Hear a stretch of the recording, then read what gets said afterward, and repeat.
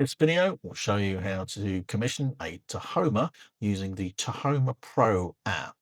So first, launch the Tahoma Pro app and select Register a Tahoma. This will automatically open the camera, enabling us to scan the QR code on the bottom of the Tahoma box. This makes a connection to a new Tahoma and allows us to register a Tahoma as the installer. Next, if we wish, we can input the particular customer's name to help identify this at a later date with the whole portfolio of Tahomas that we may install. Validate, click next, move on to registering the box and starting the commissioning process. It's asked us if we're in commissioning mode. If we are not, it takes us through the steps to get into commissioning mode, i.e. that blue light flashing on the top of the box.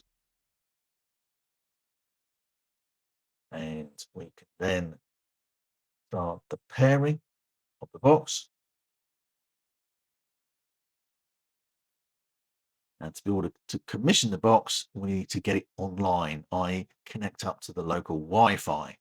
So select the local Wi-Fi that we wish to use, enter the password, and we'll connect to the Wi-Fi.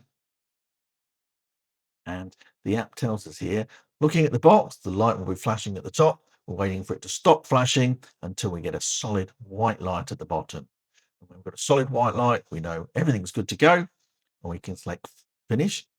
Now an update may happen at this point, and this can take 5 or 10 minutes. So sometimes it's usually best to get the Tahoma box commissioning done. One of the first jobs you get on site. When you do, well, then go and fit some blinds while it's doing its update. Then we're there at the stage where we can start adding products to the app, adding Zigbee handsets if we're using those, and configuring how they work on the different channels, and then going into the Tahoma app itself and customizing this ready for our customer to use, maybe by creating rooms, allocating the products to the rooms, and creating some of the basic scenes or scenarios they may wish to use.